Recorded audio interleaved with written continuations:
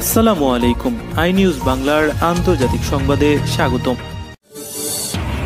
Israeli গোয়েন্দা সংস্থা মোসাদকে সহযোগিতা করার দায়ে 4 জনকে মৃত্যুদণ্ড দিয়েছেন উত্তর পশ্চিম ইরানের একটি বিপ্লবী আদালত। এক প্রতিবেদনে বার্তা সংস্থা মেহের বলছে, ইরানের পশ্চিম আজারবাইজান প্রদেশের প্রধান বিচারক নাসের আদবাতি বৃহস্পতিবার এক বিবৃতিতে জানিয়েছেন, অভিযুক্তরা দেশের বিভিন্ন সংবেদনশীল কেন্দ্রের ছবি ও ভিডিও ধারণ করে ইহুদিবাদী সরকারের গোয়েন্দা কর্মকর্তাদের কাছে পৌঁছে দিয়েছেন। তাদের বিরুদ্ধে বিশেষ করে সিম কার্ড সংগ্রহ, জরুরি কনফারেন্স কলের জন্য মোসাদ এজেন্টদের জন্য বিশেষ ফোন কেনা, তেহরান সহ উর্মিয়া, শাওরৌদ, ইস্পাহান সহ বিভিন্ন শহরে বিস্ফোরণ ঘটানো এবং অগ্নিসংযোগের মতো অপরাধের অভিযোগ রয়েছে।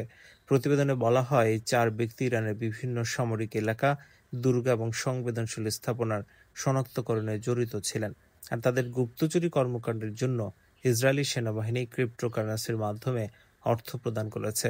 মোসাদ এজেন্টদের সঙ্গে সম্পর্ক এবং ইসরায়েলি সরকারের গুপ্তচর সেবায় সহযোগিতার প্রমাণপত্র পর্যালোচনার পর উর্মিয়ার বিপ্লবী আদালত তাদের মৃত্যুদণ্ড প্রদান করে।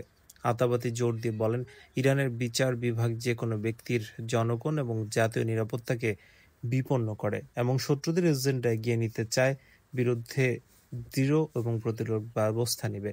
তিনি আর উল্লেখ করেছেন, কোন রকম আপোষ ছাড়া ইরানের বিচারিক কর্মকর্তা 1979 সালের ইসলামী বিপ্লবের মূল্যবোধ এবং জাতীয় স্বার্থ রক্ষা করবে।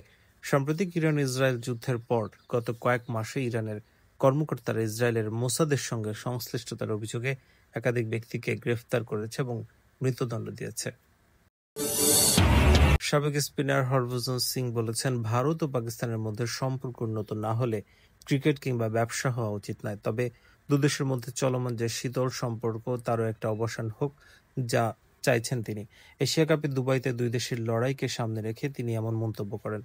হরভজন বলেন, ভারত পাকিস্তান ম্যাচ সবসময় আলোচনায় আসে, কিন্তু অপারেশন সিঁদুর পর সবাই বলেছিল কোনো ক্রিকেট বা ব্যবসা হওয়া উচিত নয়। আমরা তখন ওয়ার্ল্ড চ্যাম্পিয়নশিপ অব লেজেন্ডস খেলছিলাম, পাকিস্তানের বিপক্ষে ম্যাচ খেলেনি। এবছর শুরুতে পেহেলগামের সন্ত্রাসী হামলায় 26 জন পর্যটক নিহতের পর ভারত সরকার নীতি নির্ধারণ করে যে পাকিস্তানের সঙ্গে দ্বিপাক্ষিক কোনো খেলা হবে না, তবে বহুজাতিক টুর্নামেন্টে অংশ নেবে ভারত। ব্যক্তিগত মত জানিয়ে হরভজন বলেন, আমার মনে হয় দুদেশের সম্পর্ক উন্নত না হওয়া পর্যন্ত ক্রিকেট এবং ব্যবসা বন্ধ থাকা উচিত। তবে এটা আমার ব্যক্তিগত মত। যদি সরকার বলে ম্যাচ হবে, তাহলে ম্যাচ হওয়া উচিত, কিন্তু দুদেশের সম্পর্ক আরো ভালো হওয়া দরকার।